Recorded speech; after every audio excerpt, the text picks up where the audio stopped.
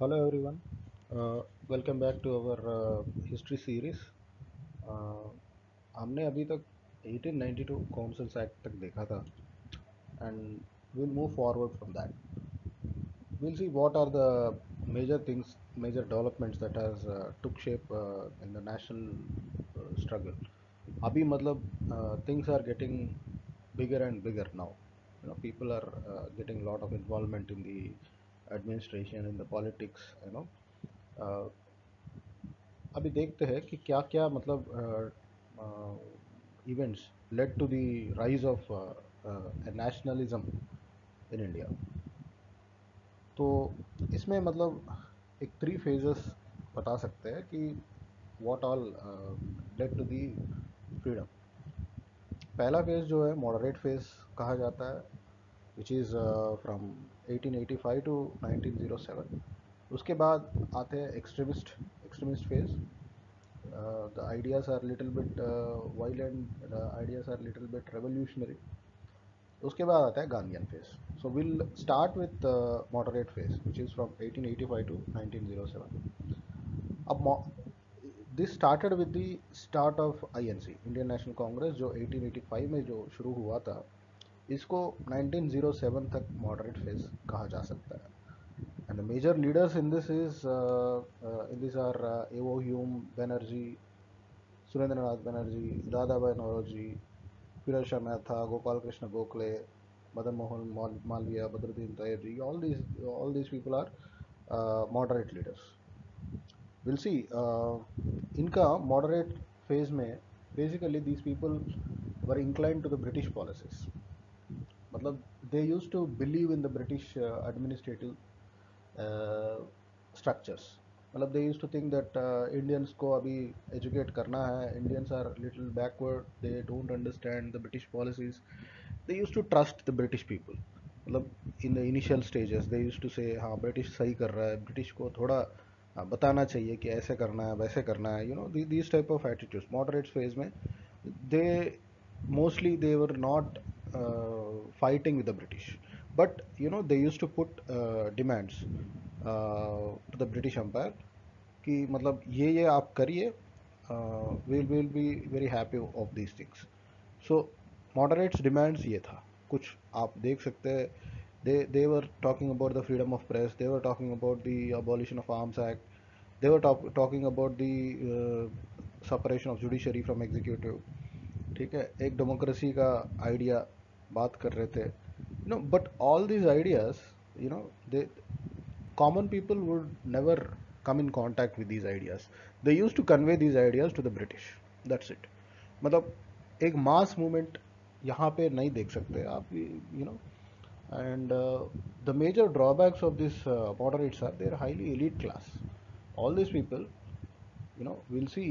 एवो ह्यूम आपको हल्का मत समझिए. एवो ह्यूम तो वेरी बिग पर्सनैलिटी थे. W C Banerjee, Dadabhai Naoroji is, will see in the next slide. Dadabhai Naoroji what he was. ठीक है, all this people are very elitist class. मतलब कॉमन मैन के टच में नहीं है ये लोग. And few people were mostly in the London. London से ही बताते थे कि ऐसे करना है वैसे करना है. Common man was never connected with moderate leaders mostly.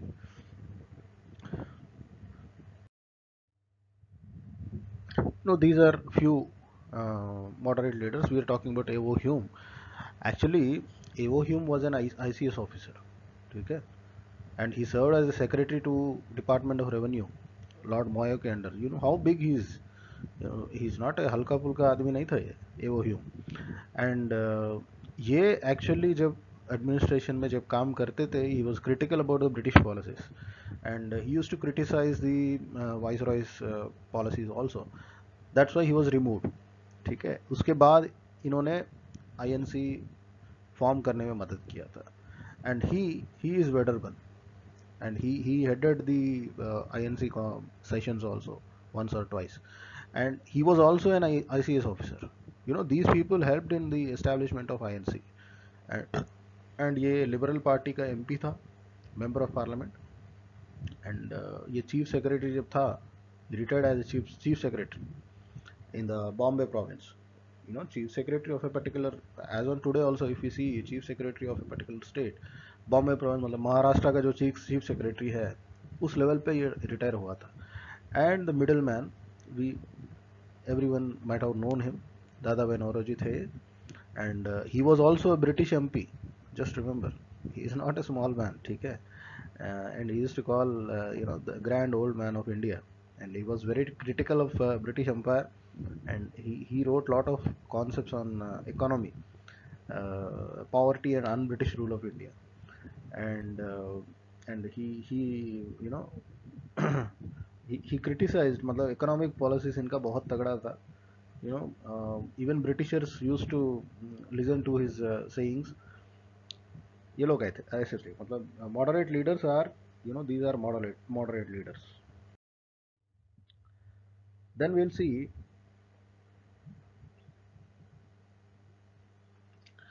moderate leaders. खैर मतलब इन लोगों ने इतना जब काम किया था, what all did they achieve? Achievements में आप ये देख सकते हैं, but these are not the real achievements. Britishers ने just to pacify, Britishers always used to pacify Indians by giving away some acts, some regulations, some rules. मतलब they never followed those things. बस ये बोलने वाली बात है, just on paper in black and white, that's all. Indian Councils Act आए थे moderates के struggle से, but the Indian Councils Act never met the demands of moderate leaders. Moderate leaders were saying that councils का strength बढ़ा ही है, तो English ने कहा थी हाँ हाँ जी बढ़ा देंगे, ठीक है, and they have increase the strength from 12 to 20. उससे क्या हो जाएगा? हाँ, पहले 12 लोग थे, अभी 20 लोग हो गए, और 20 लोगों में भी हमने देखा था कि 13 were Europeans and 7 were Indians. So this is not helping at all. Moderates का डिमांड ब्रिटिश बोलते थे हाँ भाई हमने आपका सुन लिया, ठीक है. एंड एक ये छोटा सा था, एक रेजोल्यूशन हुआ था कि आईसीएस एग्ज़ाम जो है लंदन और इंडिया में होना चाहिए. देन ब्रिटिशर सेड ओके ठीक है भाई. एंड उसके बाद एक विल बी कमीशन अपॉइंट किया था. This are not the major achievements, but they started pressurising the British thinking towards India. We can say these are the initial phases of political upliftment of Indians, we can say. And these were some of the demands, we can say, कि वो कहते थे कि land revenue कम करो, जमींदार का जो power है वो भी कम करो, कॉमन मैन आर सफरिंग, ठीक है, आर्मी के ऊपर जो एक्सपेंडिचर है वो भी कम करो, वेलफेयर एक्टिविटीज़ में ज़्यादा इन्वॉल्व करो. एंड फेमाइंस, उस टाइम पे बहुत फेमाइंस होते थे. And there was A famine इन 1896 97 के टाइम पे बहुत बॉम्बे में बहुत बड़ा फेमाइन हुआ था, बहुत लोग मारे गए थे. There was a big plague. And British attitude was very very arrogant and very unhappy. मतलब पीपल आर पॉवर्टी पीपल का तो कोई वॉइस नहीं होते थे, and these moderate leaders are the only voice of the poor people. So they used to say like British was very very unjust. ये सब बताते थे. Newspapers were circulating all these articles of the moderate leaders at that time. ये सब एक बार आप go through हो जाइए, ठीक है. They used to say all these things, industrial growth through trade protection, and but these things are like theory classes. आपको अगर प्रैक्टिकल्स में नहीं समझ में आता है तब तक तो कोई मतलब नहीं है. Theory is always good, but unless you practice you you you never know what theory is. Science के एक्सपेरिमेंट्स आप देखते थे कि थियरी में कुछ और होता है, theorem is a different thing, but practical जब आते थे सोडियम को क्लोरीन में मिक्स कर दिया, क्या हो गया. All these things, these are the similar way. These are all theory. Moderates were just like theory. Practice में कुछ नहीं होता था. And on the other side, there was little bit dissension from the other part of the other group also. Like एक extremist पैदा हुआ था. Moderates को देख के बताते हैं कि भाई तुम तो भाई कुछ भी बताते हो, बट प्रैक्टिकल में कुछ हो नहीं रहे. Such kind of people started evolving. And that's where extremist were born. And आप ये देख सकते हैं कि सेशंस, कांग्रेस सेशंस जहाँ जहाँ हुआ है मॉडरेट फेज में, फर्स्ट सेशन आप थोड़ा बहुत याद कर सकते हैं कि क्या क्या है. Dadabhai Naoroji second session का हेड थे. He was first Muslim. Justice Badruddin Tyabji, ठीक है, ये भी justice. All this are elite people. George Yule is the first European. और हमने देखा था विलियम वेडरवन को देखा था, ये आईसीएस ऑफिसर थे. Firoz Shah Mehta, Anand Charlu, you know just to get an idea. Ramesh Chandra Dutt. अब आप ये थोड़ा देख सकते हैं कि ये these are all moderate leaders. इनको तो जानते हैं, Dadabhai Naoroji, grand old man, and his writings, Poverty and Un-British Rule of India. He used to emphasize how Britishers have started looting India, and how their rule is, unjust. Uh, he used to mostly write about the economic policies of British. He used to criticize the British government. And economy में इन्होंने मतलब drain drain theory बताया था. Drain of wealth, मतलब कैसे कैसे financials are drained from India and going to London. All this theories ये आप देख सकते हैं. ये आरसी दत्त है, गोपाल कृष्ण गोखले है, फिरोज शाह मेहता है, और ये दीन साहब अच्छा है. These are all moderate leaders. They were highly elitist class. These people were not in touch with the local people. Local people तो बहुत मतलब बहुत ही rarely they used to meet these people. They are highly influential and they are highly rich people also at that time. ठीक है, common man को तो ये लोग टच में आते ही नहीं थे. But they use to criticise the British policies. British कैसे रूल कर रही है, all this things they use to write it on the papers and they use to publish. कुछ तरह का पब्लिकेशंस होते थे. No, these are the initial phases of moderates. Okay,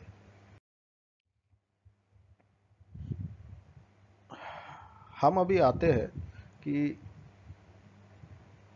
moderates का मॉडरेट्स फेज में मतलब what are the failures and which cause the rise of extremist. कि मतलब मॉडरेट्स किस बात पे फेल हुआ था. एंड विल सी कि 1892 was a utter failure. Moderates को तो ये समझ में आ गया था कि Britishers were never listening them. Exclusion of educated Indians public services में. करजन ने एक स्टेटमेंट भी बोला था कि भाई जो भी पब्लिक सर्विसेज में इंग्लिश मैन को ही आना चाहिए, बाकी लोगों को तो आना ही नहीं चाहिए. एंड देर एक एक तरफ तो पॉवर्टी है ही, दूसरी तरफ अनएम्प्लॉयमेंट है, एंड तीसरी तरफ people are not even feeling. एक एक बात तो एक मर्यादा की बात होता है. You know all this things were never present on in the British rule. एक ह्यूमिलिएशन टाइप ऑफ एनवायरनमेंट है. Now people are getting patience का तो मतलब टूट रहे थे धीरे धीरे. And then all this things led to the rise of extremist movement. Curzon ने जो बोला था कि कलकत्ता कॉरपोरेशन एक्ट लाया था, Calcutta university, partition of Bengal, this was a trigger. Partition of Bengal जब आया था, people were rigorously oppose opposed the partition. अब पार्टीशन किस लिए करते थे? This was the starting of divide and rule policy.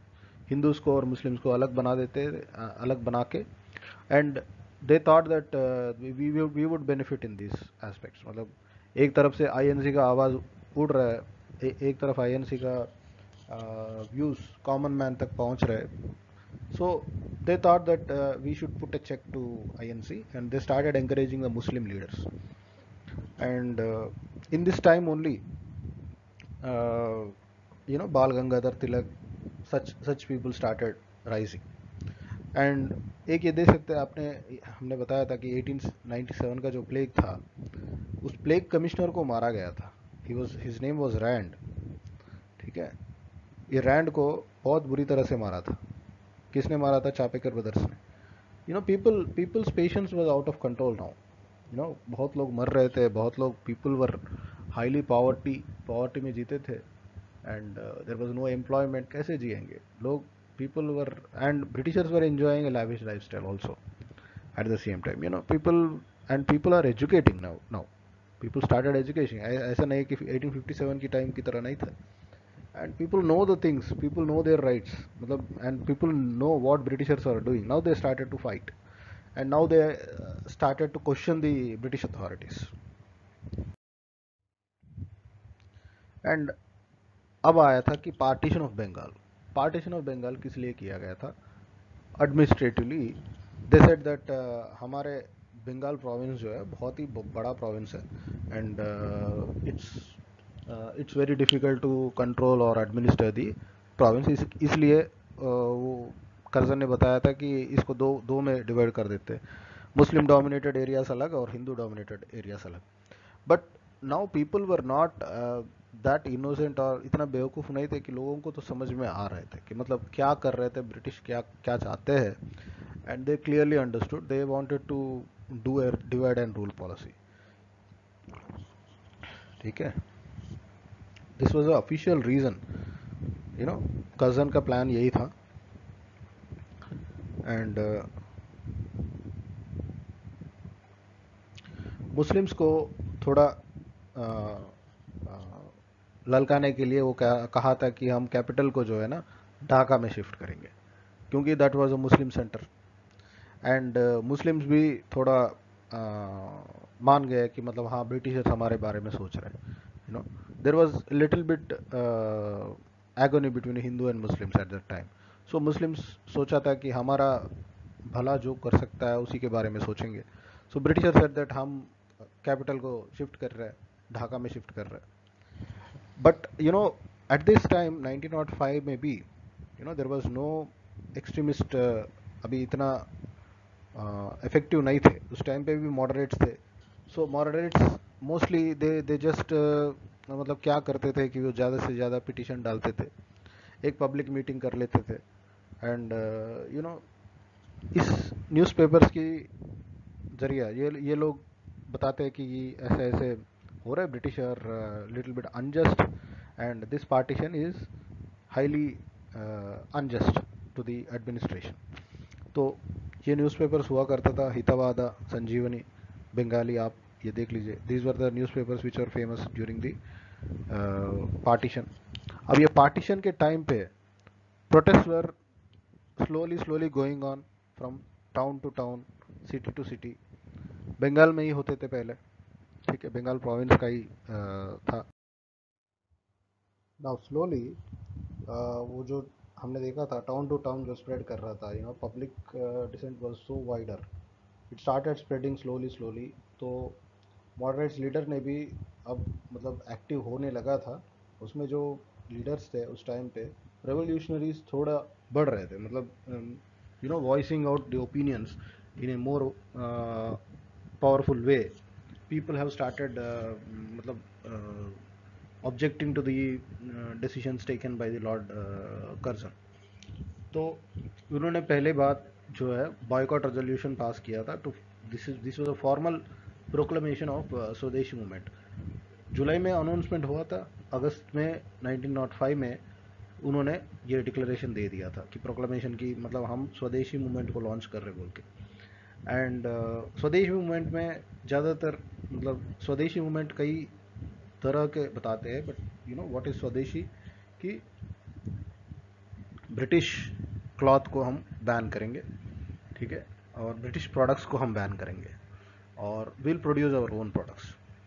स्वदेशी का मतलब हम अपना, मतलब अपना चीज़ें हम प्रोड्यूस करेंगे. ये एक डिक्लेरेशन था. उसके बाद नथिंग डूइंग, मतलब कर्जन ने तो कर ही दिया था. अक्टूबर में जाके फॉर्मल पार्टीशन किया था. And people also protested vigorously. People said that हमें नहीं चाहिए ये. And they started singing Vande Mataram song. Vande Mataram song के बारे में आपको एक बात बताना था, बता देंगे अभी. ये प्रोटेस्ट के हिसाब से they have raised a 50,000 rupees fund also to fight with the British. Uh, and people tried Rakis on each other's hand. There was a lot of Hindu-Muslim unity bhi hua tha. And all these leaders Surendranath Banerjee, Anand Mohan Bose, Tilak Lajpat Rai, Ajit Singh, Syed Haider Raja. They spread to different parts of India to spread the message कि हम Britishers के against लड़ाई कर रहा है and you have to support these things. You know this was a beginnings of national movement, we would say. But ये एक mass movement की तरह इतना कन्वर्ट नहीं हो पाया था जितना गांधी जी लेके आए थे. But these were the beginnings, I would say these were the beginnings. कि मतलब ब्रिटिश ने भी ये सोचा नहीं था कि Indians will go to this extent. This was little bit, मतलब swadeshi movement was a first national movement we can say. अब मैंने बोला था कि वंदे मातरम जो है ये बंकिम चंद्र चटर्जी ने लिखा था अपने नॉवल में आनंद मठ 1882 का. एंड इट वाज फर्स्ट संग बाय रविंद्रनाथ टैगोर. 1896 के जो आईएनसी सेशन है उस टाइम पे ये गाया गया था and it was sung by Rabindranath Tagore. Just a small fact, मतलब ऐसे छोटे छोटे चीज़ भी आप भूल जाएंगे. You have to remember these things, right. कई कई लोग सोचते थे कि वंदे मातरम जो है स्वदेशी मूवमेंट के टाइम पे आया था. नहीं, स्वदेशी मूवमेंट के टाइम पे नहीं आया था, वो पहले से ही था. एंड नाउ लिटिल बिट जो एक्सट्रीमिस्ट आइडियाज़ के थे, एक्सट्रीमिस्ट लीडर्स में ज़्यादातर लाल बाल पाल को बोलते हैं. The trio, Bal Gangadhar Tilak, Lala Lajpat Rai and Bipin Chandra Pal. And इनके साथ जो आए थे, जुड़े थे, अरविंदो घोष थे, बहुत सारे लोग थे एक्सट्रीमिस्ट लीडर्स में. इनका मेजर ये था कि now we have to protest very vigorously and we have to topple the English. This type of attitude आए थे. मॉडरेट्स ऐसे नहीं थे. Moderates were little bit, they believed in the English system. Britishers में believe करते थे. Now extremist they started protesting. They said that British को हम मानेंगे नहीं, अभी ब्रिटिश के खिलाफ जाएंगे, कुछ ना कुछ करेंगे. क्या करेंगे, मतलब एक मास. बट ये लोगों का ये है कि एक मास मूवमेंट को कन्वर्ट नहीं कर पाए थे. They protested, they fought with British, but later on will see what happened. ठीक है. And at this point of the swadeshi movement में दे स्टार्टेड दैट अभी तो बंगाल में है, we have to spread to the rest of the parts of the country, right. Swadeshi का जो idea जो है कि मतलब ब्रिटिश क्लॉथ को अबॉलिश करना, अभी तो फिलहाल बंगाल प्रोविंस तक ही था. ठीक है. एंड एक कॉन्ग्रेसेशन, एक मतलब एक रप्चर चल रहा था मॉडरेट्स और एक्सट्रीमिस्ट के बीच में. Extremist were saying that no no no, British को तो हम टॉपल करना है, ब्रिटिश को तो खत्म करना है, ये this type of.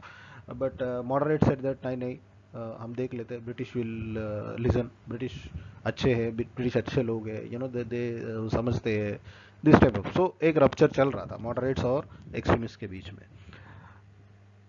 So but out of all this ruptures फिर भी 1906 में ये लोग डिक्लेयर किया कि एक स्वराज टाइप का गवर्नमेंट भी चाहिए हमें. ठीक है. मॉडरेट्स देमसेल्व्स हैव डिक्लेयर्ड कि ब्रिटिश को कि हम रिक्वेस्ट करेंगे कि एक सेल्फ टाइप का गवर्नमेंट, मतलब स्वराज आना चाहिए. But this was not helping a lot. Slowly slowly Britishers और इनके बीच तो हो ही रहे, एंड इंटरनली ऑल्सो एक चल रहा था कि एक ग्रुप फॉर्म हो गया जो मॉडरेट्स को सपोर्ट करने वाले ग्रुप थे एंड एक्सट्रीमिस्ट को सपोर्ट करने वाले ग्रुप थे जो तिलक लीड कर रहे थे. मॉडरेट्स को जो लीड कर रहा था वो गोपाल कृष्ण गोखले थे. एंड इन 1907 आईएनसी में ही एक स्प्लिट आया था. दे सेड दैट नहीं नहीं, हम मॉडरेट्स के विचार से हम सहमत नहीं है. So they started splitting up. Extremist अब सोचा कि हम आईएनसी का कोई ये नहीं है and we will take our own route. 1907 में जहाँ पे आया था वो सूरत में, सूरत स्प्लिट कहते हैं इनको. ठीक है. सो this is a little bit important because moderates, the way of freedom struggle is slowly taking a shape from moderates to extremists. Extremists are completely not wrong. They were, their methods were different. Moderates methods were different. Moderates को ये लगता था कि British कभी ना कभी तो सुनेंगे, but extremist were different in their thinking. Extremist में जो पहला थिंकर था वो तिलक था. And Tilak was said that Britishers कौन होते हैं, पहले तो हमारा राइट हमारा है. Swaraj is my birth right. That's what Tilak thinking is. And we can see the phases of the Swadeshi movement. These are not hard and fast phases, but कई जगह पे ऐसे दिया जाता है and कई जगह पे नहीं दिया जाता है, but you can see slowly movement started in Bengal. ये याद रखिए, dates are not important, but you can see the pattern how the movement got spread. पहले तो बंगाल के ही कन्फाइनमेंट थे, उसके बाद कंट्री वाइड ये स्प्रेड हुआ था, एंटी कॉलोनियल थे, और उसके बाद ये रेवोल्यूशनरी और उनको मर्ज किया गया था स्लोली स्लोली, एक्सट्रीमिस्ट वर थोड़ा उधर थे थोड़ा इधर थे, and there was a balance maintain, swadeshi movement को मर्ज किया गया था, and these are the phases we can say swadeshi movement का। एंड इस मूवमेंट के हिसाब से मतलब they were spreading the idea of swadeshi, मतलब क्या क्या हुआ था, we can see there are questions on this aspect also. And एक swadeshi movement national education education में भी बताते थे कि फॉरेन यूनिवर्सिटीज़ फॉरेन टीचर्स को हम मानेंगे नहीं, यूरोपियन प्रोफेसर्स को मानेंगे नहीं। So they started setting up, Bengal technical institute setup हुआ था उस टाइम पे, एम्फोसिस मोर वाज लेन, सो इसलिए national council of education setup किया था।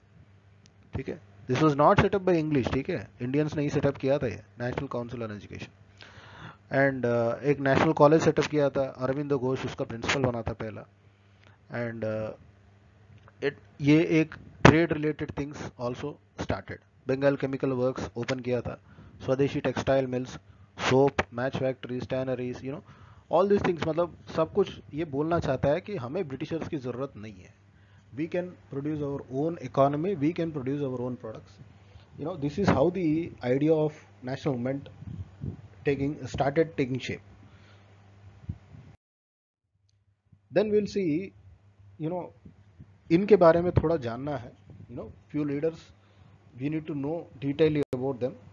And I will make another video where only personalities are taken up, एक एक पर्सनैलिटी को लेते हैं, and will see what all they have done, because questions have come on these aspects, कि एक personality को देते थे वो ही इज एसोसिएटेड विथ व्हाट, वो हम देखेंगे इसके बाद, but will try to understand here little bit. हमने यहाँ पे थोड़ा बहुत कवर किया था, and he is Bala Gangadhar Tilak, will start with him. And ये बोलते थे कि Swaraj is my birth right, ठीक है, ये बोलते थे कि ब्रिटिश कौन होते थे, ब्रिटिश कौन, आप लोग है कौन भाई, मेरा राइट को आप बताने के लिए आप है कौन, we are the actual owners of the land, such type of ideas थे। और ये यही ट्रायो मैं बोलता था कि लाल बाल पाल, ठीक है, ये लाजपत राय थे, ये तिलक थे, और ये बिपिन चंद्र पाल थे। इनके बारे में कुछ फास्टली हम देख लेते हैं। ही was called the father of Indian unrest, इनको लोकमान्य भी कहा गया था। Even Mahatma Gandhi called him maker of modern India, ठीक है, ये सब थोड़ा ध्यान रखिए।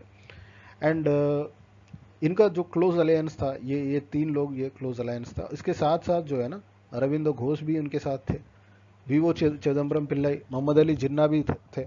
इस टाइम पे जिन्ना भी साथ देते थे आईएनसी के, ठीक है। Jinnah was initially he was not that much revolutionary उनके टाइम पे। एंड इनको सेडिशन चार्जेस में 3 बार अरेस्ट किया था। 1897 में भी ये अरेस्ट हुआ था, बिफोर मच बिफोर स्वदेशी movement. 1909 after during the swadeshi movement इनको मतलब बहुत ही रिगरस पनिशमेंट दिया गया था कि he was spreading lot of hated against the British, ऐसे कह के इनको मैंडले भेजा गया था जेल में। And he was released in 1916 around that time, and he was arrested again, but he was released within a short time. मतलब 1909 जो है ये इनका मेजर टाइम था, around 5 to 6 years he was in jail, ठीक है। इनका newspaper जो था केसरी के नाम से है। एंड ये 1916 में जब ये जेल से बाहर आया था, then he started home rule league. ये all India home rule league के ऊपर के नाम से माना गया था। There was another home rule league which was started in Chennai south, that was started by Annie Besant. तो ये दोनों home rule leagues, their main emphasis was, मतलब होम रूल लीग, उस टाइम पे होम रूल लीग का concept यही आया था कि हम अपने देश को चलाएंगे, ठीक है। You are a foreigner, you are an alien, you should not rule us, home rule हम अपने रूल करेंगे, these type of ideologies started rising, and he traveled from villages to villages, and he started spreading his ideas, and he organized Ganapati and Shivaji festivals. ये थोड़ा patriotic feelings को arouse करने के लिए किया था, but this was little bit controversial. Muslim के साथ ये इतना आसान से नहीं चला था। ठीक है, Ganpati and Shivaji festivals, Muslims didn't take it that easily about this things. हम इनके बारे में देख लेते। ये कौन है? ये लाला लाजपत राय है। ठीक है, he is also one of the, he was called the Punjab lion, and he was also very मतलब very, he was one of the brave leaders and extremist leaders में तिलक के बाद इन्हीं को याद करते हैं लोग। ठीक है, he was known as Punjab Kesari, and ये ट्रैवल किया था यूएस में भी, ये लोग ट्रैवल किए थे। एंड उस टाइम पे यूएस में जो इंडियंस थे, सिख्स थे ज़्यादातर, and he used to consolidate them, and देखते थे उनका क्या तकलीफ़ें होते थे, and he used to address those issues also. उसके बाद वर्ल्ड वॉर वन के बाद ये वापस आए थे। वर्ल्ड वॉर वन जब 1914 में शुरू हुआ था, उसके बाद ये वापस आए थे, and this was a major controversy of Lajpat Rai. जब ये साइमन कमीशन का जो नारा लगा रहे थे, वो जो एसपी था उस टाइम पे, जेम्स स्कॉट, उनके लाठी चार्ज से इनका मौत हो गया था। And this was a very tragedic situation. People were emotional about these things, and even Bhagat Singh, you know, Bhagat Singh ने ये शपथ लिया था कि मैं इसका अभी देख लूँगा इसको, उस टाइप का मतलब बताया था कि you know this was not good, because he was very much famous personality of Punjab. And ये कौन थे? ये है वी ओ चिदम्बरम पिल्लई, जो स्वराज मूवमेंट का, स्वदेशी मूवमेंट का जो आइडिया साउथ को लेके गया था। एंड ये चिदम्बरम पिल्लई ने क्या किया था, मेजर सिग्निफिकेंट ये है कि he launched his first Indian shipping service between Tuticorin and Colombo. ठीक है, उस टाइम पे शिपिंग सर्विसेज खाली ब्रिटिशर्स के होते थे, but you know he started his own, Britishers को काउंटर करने के लिए। But you know then Britisher started harassing him, his company, then you know इनका लाइसेंस भी कैंसिल करवाया था, इनके ऊपर सेडिशन चार्जेस भी लगाया था। ठीक है, सो ये एक कोरल मिल, ये सब लोग जितने भी हैं उस टाइम के वर्कर्स के पॉलिसीज़ को देखते थे, वर्कर्स के कंडीशंस को हाईलाइट करते थे। ठीक है, and he also was part of the coral mill strike. Workers को बोला था कि भाई तुम स्ट्राइक करो, I support you, I just be in front of you. तो इनको काफ़ी मतलब सेडिशंस केसेस में भी ब्रिटिश ने लगाया था इनके ऊपर। एंड ऑन दिस, आज के डेट में भी ये V O Chidambaram Pillai, Chidambaram port जो है, ट्यूटिकोरिन का जो पोर्ट है, इन्हीं के नाम पे हुआ था इवन टुडे, राइट। ये कौन है? ये है Aurobindo Ghosh, was a principle of, जो हमने देखा था। ठीक है, एंड ये भी आईसीएस के थे, ऐसा नहीं थे कि ये कोई हल्का फुल्का नहीं था, ये आईसीएस के थे, studied there, and he joined in this Anushilhan Samiti. This was a major revolutionary organization at that time. Anushilhan Samiti ने बहुत बहुत मतलब revolutionary activities किए थे, and he was the initial founder, so along with his brother. And 1908 में ही ये एक हादसा हुआ था।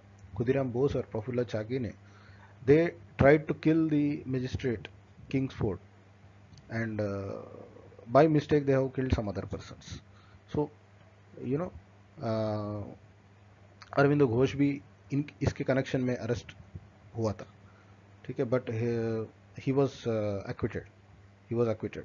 इनके अगेंस्ट कुछ था नहीं, तो इसलिए द जज हैज एक्विटेड, एंड इनका डिफेंस काउंसिल था चित्तरंजन दास उस टाइम पे।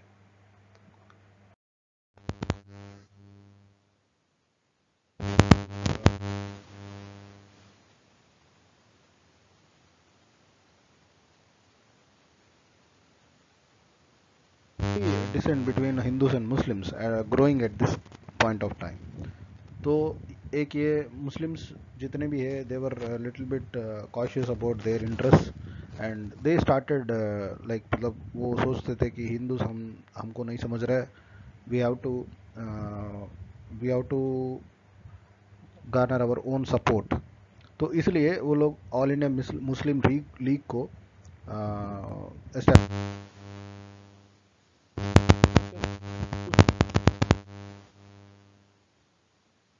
Suppress the revolts. उस टाइम पे रेवोल्यूशनरी भी बहुत बढ़ते बढ़ते रहे थे, एंटी ब्रिटिश सेंटिमेंट्स बढ़ते रहे. So Britishers want to use this Muslim league and at that point of time you no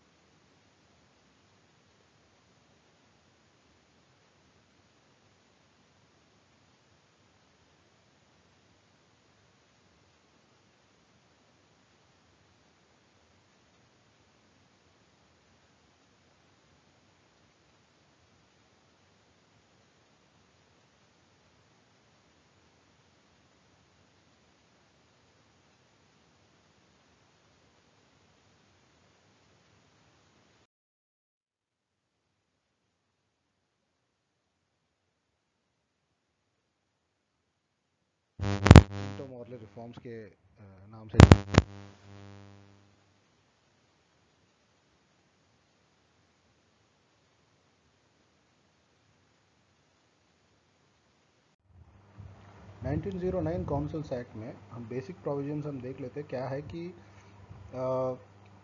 major thing the number of members in the legislative council they increase to 60. ठीक है.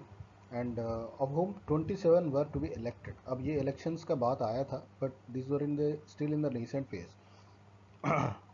And the introduction of separate electorates, ये थोड़ा खतरनाक concept लाया था Britishers ने. You know separate electorates का concept जो आया था.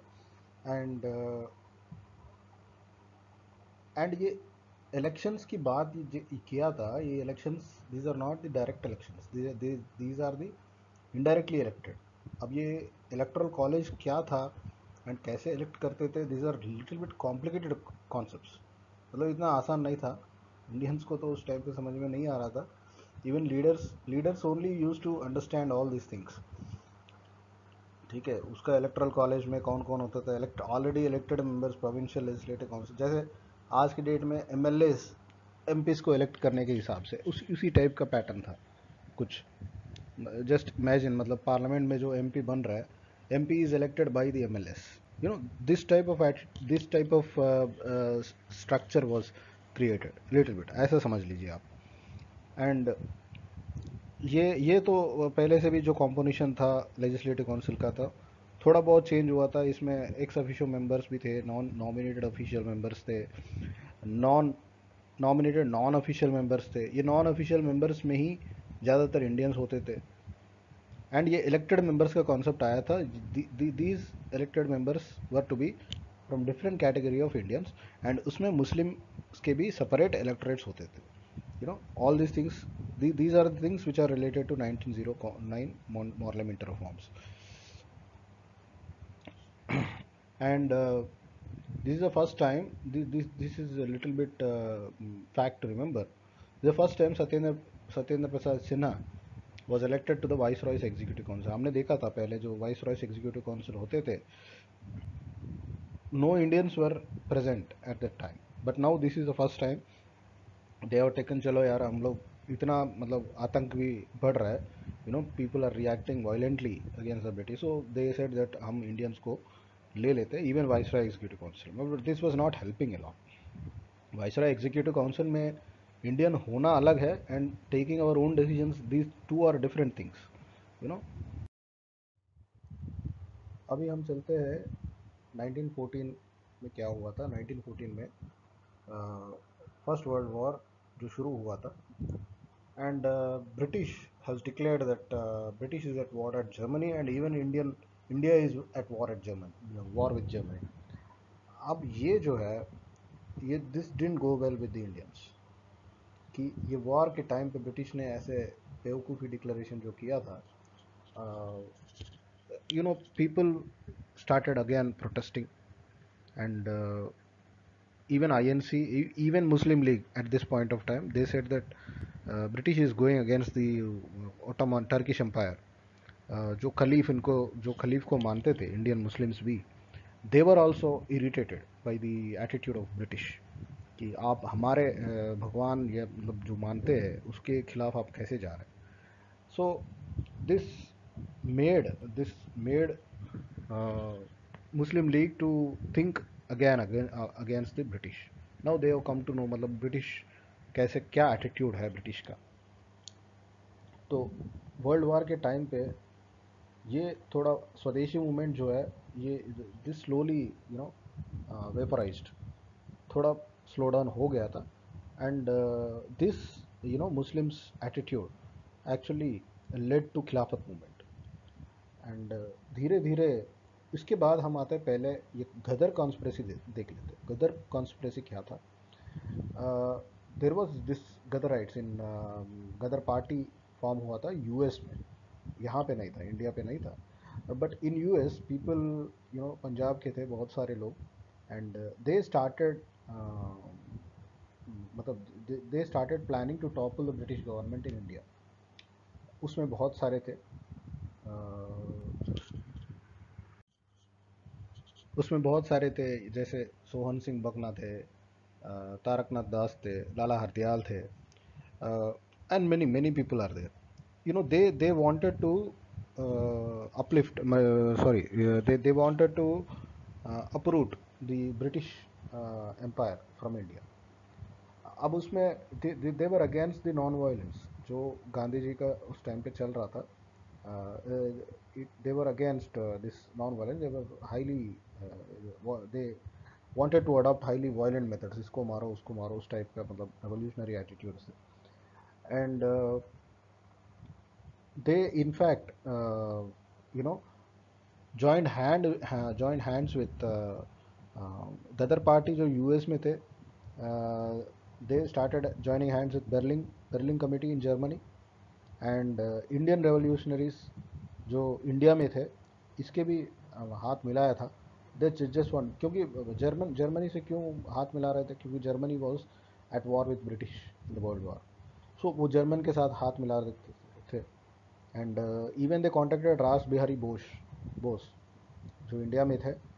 they hatched a very beautiful plan, but British intelligence at that time, they got to know about these things, suppressed very violently, Gadar conspiracy को suppress किया था। And there was A Lahore conspiracy, trial भी हुआ था इनके खिलाफ, जितने भी गदराइट्स थे उनके खिलाफ, and there was a incident of Komagata Maru incident also. यहाँ पे एक लाइन आप याद रख सकते हैं, Komagata Maru was a ship, and ship में जितने भी इंडियंस थे उसको वापस भेजा गया था। And this actually triggered the to take such steps, Ghadar conspiracy जो उठाने के लिए, but it was not successful.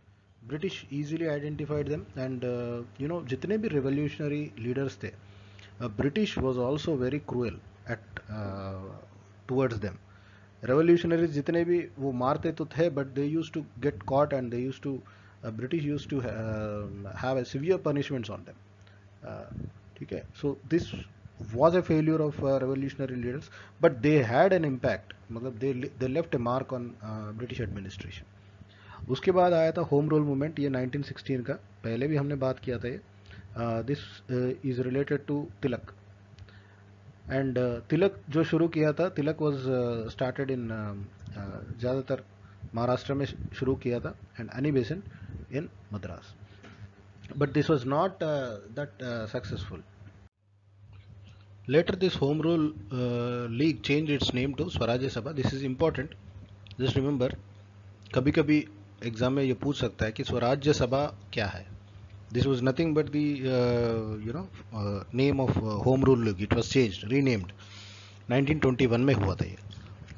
And ये लाहौर कॉन्स्पिरेसी ट्रायल में आप ये देख सकते हैं कि 42 वर एग्जीक्यूटेड एंड 114 को लाइफ सेंटेंस दिया था ये गदर कॉन्स्पिरेसी में.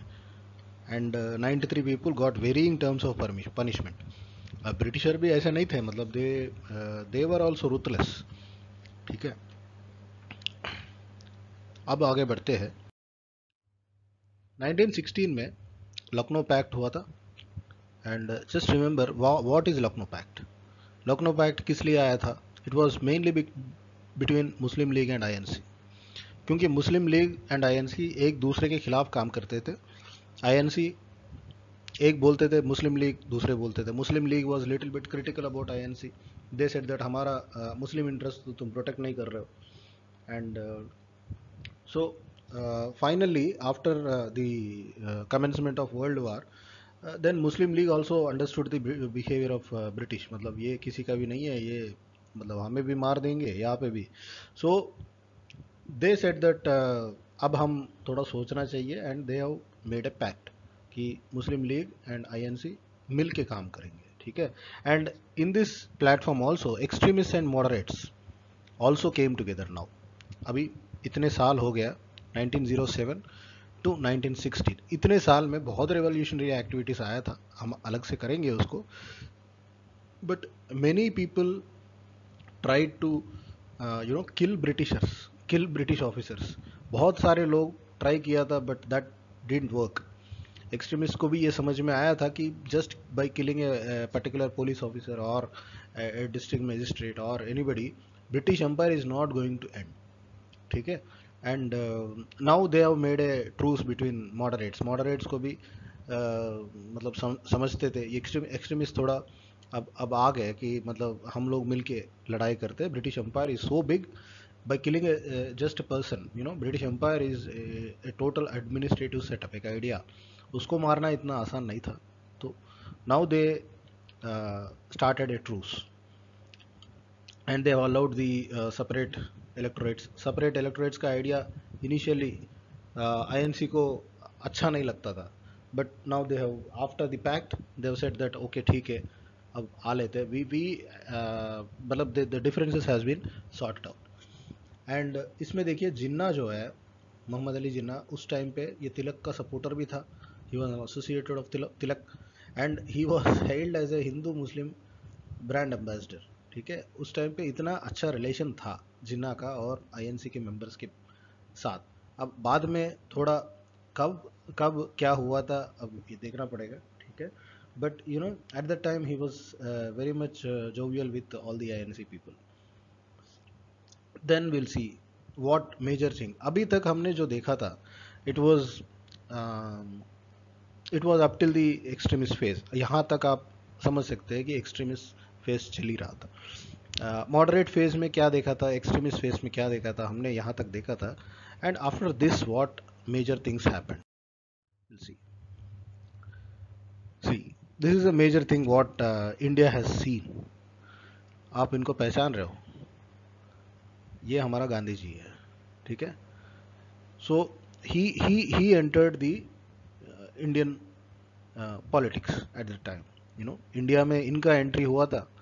अब इनका एंट्री होने के बाद मतलब the freedom struggle started taking a different shape now all of a sudden. मतलब जो अर्लियर लीडर्स जो नहीं किया था वो गांधी जी ने करके दिखाया था.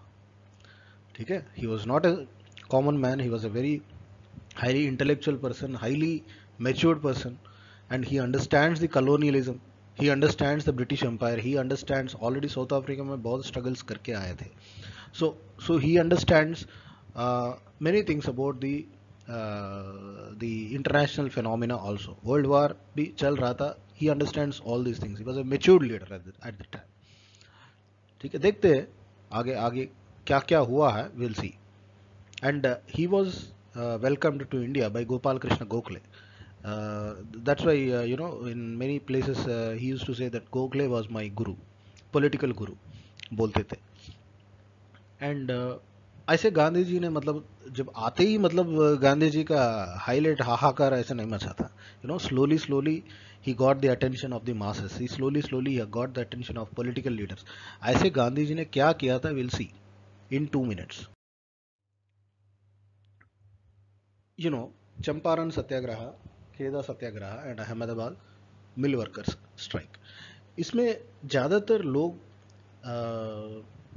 as a civil service aspirant or if you are preparing for an exam, this is just a fact. मतलब 1917 में चंपारण हुआ था, जो फर्स्ट सत्याग्रही मूवमेंट थे. You will remember in these terms, but the problem is ये मूवमेंट्स जो है, why Gandhi was highlighted, why he was called Bapu, why he was called Mahatma.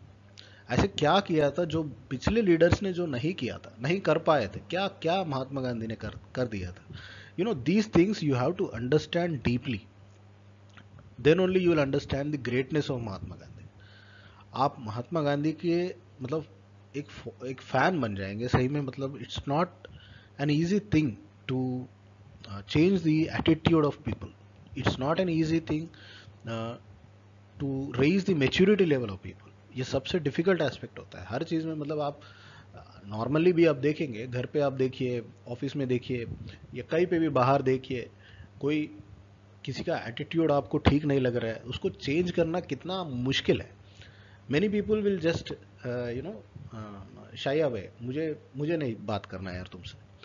This type of attitude. And imagine the concepts of British India at that time. चलिए हम देखते हैं गांधी जी के ऊपर तो कितना भी बोले वो कम पड़ेगा. these 2-3 minutes में तो कुछ होना नहीं है. I will plan to deal the important personalities of Indian history separately, क्योंकि एक एक पर्सनालिटी को पहचानना और हमारे लिए बहुत इम्पॉर्टेंट है, कीमती है, मैं सही बता रहा हूँ. And all this personalities will give you lot of boost, a lot of emotional strength. It's not मतलब just facts, and factually also these are very very important personalities to the exam. इन्हीं के ऊपर questions आते थे. गांधी जी के ऊपर every year every one question will be there on Mahatma Gandhi, one question will be there on Ambedkar, ठीक है, one question will be there on Jawaharlal Nehru. And कभी कभी कुछ डिफरेंट पर्सनालिटीज पूछते थे, लाइक लास्ट टाइम जो केसी नियोगी का क्वेश्चन आया था, पीसी जोशी का क्वेश्चन आया था. ऐसे पर्सनालिटीज को भी हम देख लेते हैं. इसके लिए एक सेपरेट मतलब इंडिविजुअल पर्सनालिटीज बोल के एक सेपरेट वीडियो बना देंगे उसके लिए.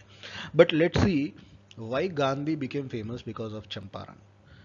क्या हुआ था, एक छोटा सा कहानी आप सुन लीजिए कि राजकुमार शुक्ला था, he was an indigo cultivator.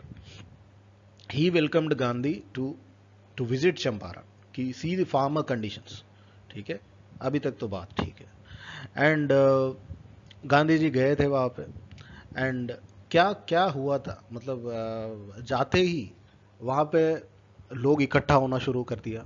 And they know, मतलब गांधी जी के साथ एक फॉरेनर भी गए थे जो गांधी जी का अच्छा फ्रेंड था.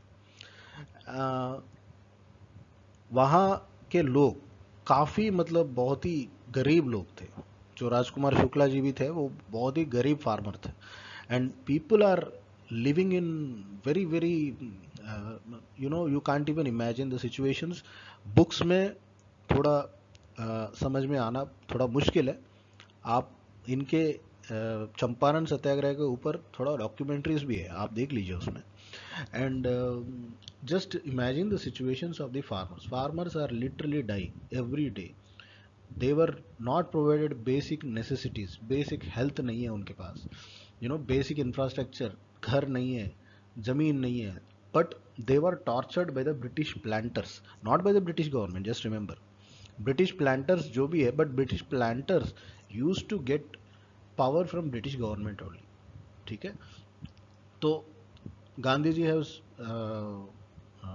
and he started inquiring everything. And suddenly a British officer comes and he says that भाई आप कौन हो, यहाँ पे घूमने का अधिकार नहीं है, and you have to go now. ठीक है, बट गांधी जी refuses. मैं नहीं जाता हूँ, I am a lawyer and I know my rights, you know all this things took place. Then Gandhi ji was summoned to a court कि भाई आप क्यों रहना चाहता हो. Then his English friend helps him. सब मीडिया को बुलाते थे, सारे मीडिया वाले आते थे, and you know all this things happen. And the जज जो है, गांधी जी को एक पनिशमेंट दिया जाता है कि we will not leave you unless and until you pay a fine. And Gandhi ji refuses to pay the fine. You know why the judge left him just like that? Why? Because already media थे वहाँ पे, and there was a lot of dissent on the British legal system. आप ऐसे तो नहीं किसी को मतलब ऐसे पकड़ के जेल में तो नहीं डाल सकते ना. He committed no crime. Gandhi ji didn't commit any crime. तो वाई वुड ए जज fine him just like that? तो ये पॉइंट मीडिया वाले भी प्रेजेंट थे. तो this was a black mark on the British legal system. So already there was a lot of criticism. So जज will think that अभी छोड़ देते यार, अभी अभी कुछ नहीं करना है, गांधी जी को जाने देते हैं, अभी मतलब कुछ नहीं करना है. See, this is a major victory of Mahatma Gandhi. An Indian speaking against the British in a logical way, in a emotionally controlled way. ये बात अगर कोई रेवोल्यूशनरी बोल दिया होता, कोई और बोल दिया होता, वो तो जज को खत्म करने के चक्कर में थे, ठीक है, वो जज को मारने के चक्कर में थे. Then he was a culprit. Now he Gandhi ji was not a culprit here.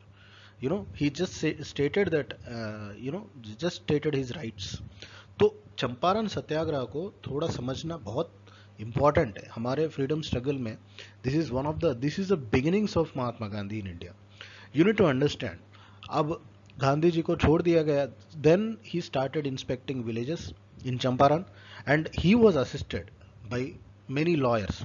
And इन्हीं के टीम में ये लोग आए थे, राजेंद्र प्रसाद, आचार्य कृपलानी, लेटर जवाहरलाल नेहरू भी इनके साथ दिया था. एंड ये चंपारण में it was not A one day thing और ए 2 day थिंग और ए 3 days. गांधी जी जब गए थे वहीं पे जीना शुरू कर दिया था चंपारण में. He stayed up to 5 months. 5 महीने वहीं पे था. Just imagine the intensity of Champaran Satyagraha. And वो 5 महीने में उन्हें बहुत किया था. He cleaned up villages, building of schools, hospitals, untouchability को प्रोपगेट किया था. अनटचेबिलिटी इज ए सिन, ठीक है. वुमेन्स राइट्स के बारे में बताया था. अब ये 5 महीने में बहुत कुछ किया था, एंड बहुत कुछ किया था. एंड पीपल को एक एहसास दिया था कि आप सत्याग्रह पे करो. Your struggle should be seen by the Britishers. You know, Satyagraha का प्रिंसिपल कॉन्सेप्ट फर्स्ट टाइम लेके आया था. सब गरीब थे, किसी के पास कुछ भी नहीं था, फिर भी you know people started doing Satyagraha. And it's a peaceful protest. जब तक ब्रिटिशर्स देख नहीं पाएंगे. प्लांटर्स तो चलो, प्लांटर्स का तो ठीक है. दिस 5 months पेपर्स भी लिखते रहा. And even the other nationalists at that time, they started focusing on Champaran, and Champaran was a big highlight at that time. Then Britishers has to come down. They has to come down, and all these people are showing the cruel attitude of the planters, you know, towards the farmers, and they used to show the dire consequences, dire conditions of the farmers, the planters growing in the area, farmers का.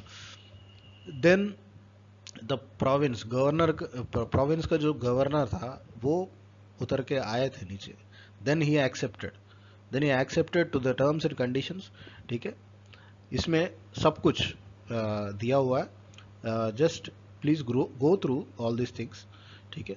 अब ये चंपारण सत्याग्रह में भी ही मतलब ये राजेंद्र प्रसाद जी को मिला था गांधी जी ने, and they assisted, and they have documented the Champaran properly. And उसकी वजह से ही, ठीक है, उसकी वजह से ही British was little bit afraid. मतलब planters were afraid. British province के जो जज थे, वो जितने भी एडमिनिस्ट्रेशन थे, दे वर अफ्रेड. अब गांधी जी तो कोई रेवोल्यूशनरी नहीं थे, किसी को मारपीट तो किया नहीं था, but he exposed the British attitude to the public. And वहाँ के जितने भी लोकल्स थे, they started, seeing Gandhi as a father. एक प्यार मोहब्बत का बात भी हुआ था उनके बीच में. And this is the first instance where he was named as बापू. बापू का नाम यही से आया था, चंपारण से ही. So this is what about Champaran. अब इतना लंबा खींचने का मतलब ये था कि Gandhi ji was not a national hero just like that, ऐसे जस्ट बाई चांस. 5 महीने था चंपारण में, कोई भी नेशनल लीडर इतना डेडिकेशन नहीं दिखाया था. दिखाते थे, we have seen the moderates, we have seen the revolutionaries, but this type of mass leader कोई नहीं था उस टाइम पे. That's why Gandhi ji was unique in his approach. Champaran से शुरू हुआ था. Just remember these facts, will see. This was the first civil disobedience movement by Gandhi ji in freedom struggle. ये आप याद रखिए. We will see the personalities individually, कौन क्या किया था, will see it separate. Then उसके बाद धीरे धीरे अहमदाबाद मिल स्ट्राइक हुआ था 18 में, खेदा सत्याग्रह.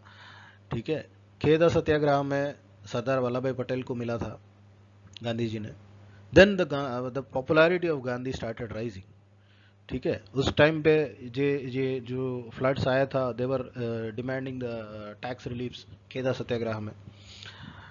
एंड अब गांधी जी slowly started rising in the national politics. Now people have recognized Gandhi because Gandhi ji के जो चंपारण सत्याग्रह है, खेदा सत्याग्रह है, अहमदाबाद मिल स्ट्राइक है, Gandhi ji was very much popular by these three. Every national leader now wants to meet Gandhi. Every British officer was scared of Gandhi. मतलब ऐसे कर दिया था, मतलब his image was highlighted like anything. And now even INC was very eager to bring Gandhi into INC. And British officials अब इसी time पे एक रॉलेट एक्ट लेके आया था. गांधी का जो इतना मतलब इमेज डेवलप हो रहा था, इसी की वजह से वो लोग they just want to block the Rowlatt act. Rowlatt act क्या है? 1919 में इनडेफिनेट डिटेंशन, या यहाँ पे देखिए, indefinite detention without any trial. This was very cruel, man. Everyone opposed Rowlatt Act. और Rowlatt Act के समय में ही जलियांवाला बाग मसाकर हुआ था. And this was a very heinous crime of a British officer. This was highly condemned. Even today, Jallianwala Bagh massacre comes in papers. This was highly heinous crime था. Hundreds of people were killed. This British officer Reginald Dyer. अब ये Reginald Dyer को बाद में जाके हमारा Indian नहीं मारते थे, अब देखते हैं उनको. ठीक है, but this is highly heinous crime by the British. अब ब्रिटिश थे उस टाइम पे ऐसे ही थे. ठीक है, विल सी. अभी हम next government of India act 1919 को भी देख लेते हैं यहीं पे. अब ये नया एक्ट क्या है, एक इंपॉर्टेंट प्रोविजंस आपको रिमेंबर करना है. ठीक है, इन डेप्थ जाएंगे तो एक एक एक्ट बहुत लंबा है, बहुत ज़्यादा है. सो आई वुड से मतलब बेसिक थिंग्स तो आपको याद रखना है. ठीक है, this act actually introduced dyarchy in the provinces.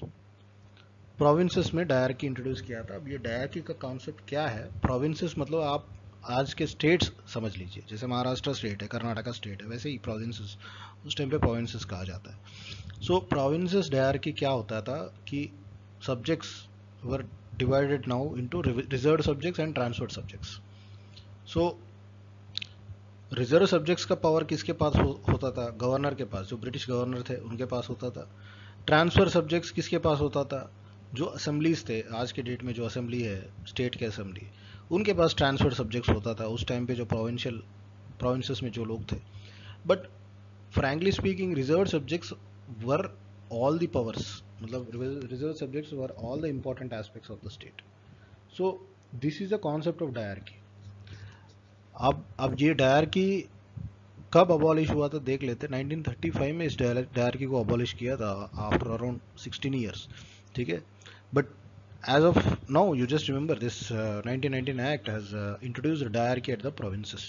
ठीक है, सेंटर में नहीं था ये, प्रोविंसेस में था. just remember this. And this act has also envisaged एक प्रियम्बल भी ऐड किया था, ठीक है। उस प्रियम्बल में ये भी लिखा था कि रेस्पॉन्सिबल गवर्नमेंट इंडिया को हम देंगे, British will give a responsible government, ये लिखा था, बस नाम के लिए है, ठीक है। And this envisaged for the establishment of the public service commission in India, इसी के हिसाब से आया था 1926 में पब्लिक सर्विस कमीशन आया था इसी एक्ट के ऊपर। नाउ द सेंटर में क्या हुआ था, सेंटर में भी एक डिफरेंट कॉन्सेप्ट आया था। Now the central council has been divided into two, like today's Lok Sabha and Rajya Sabha, ठीक है। राज्यसभा का जो ओरिजिन जो हुआ था इसी एक्ट से हुआ था, ठीक है। Now the central legislative assembly, उस टाइम पे असेंबली कहा जाता है, 145 मेंबर्स थे। जो हम आज देख रहे हैं 545 का, उस टाइम पे 145 थे। एंड अपर हाउस राज्यसभा का स्ट्रेंथ 60 थे, ठीक है। This act has given these things and it has also made a provision कि ये सारे चीज़ों को स्टडी करने के लिए एक कमीशन आना चाहिए, एक statutory commission. And this is why Simon commission came. Simon Commission came based on this act only. But this is an important point, just you have to remember. उस टाइम पे जो वोटिंग फ्रेंचाइज थे, it was not for universal franchise नहीं थे, there were conditions mentioned. अगर किसी ने ये कंडीशंस आप एक बार देख लीजिए, किसके पास प्रॉपर्टी है, किसके पास टैक्स रेवेन्यू है, जो टैक्स पे कर रहे हैं, 3,000 रुपये जो टैक्स पे कर रहे हैं गवर्नमेंट को, वही लोग वोट कर सकता है। So these type of conditions were introduced by British through this act. अब देखते हैं आगे जाके क्या होने वाला है, will see. But at this point of time we'll just take a break because just we want to do it in a detailed way। मतलब जल्दी जल्दी ख़त्म करेंगे तो आपको समझ में कुछ आएगा नहीं। विल सी, क्योंकि अभी से लेके 1947 तक बहुत सारे थिंग्स है इसमें, बहुत सारे फैक्ट्स भी है and many questions come in this area. So we will do it in a very detailed way, ठीक है। अभी as of now will take a break on this. Okay, thank you, thanks for watching, keep watching.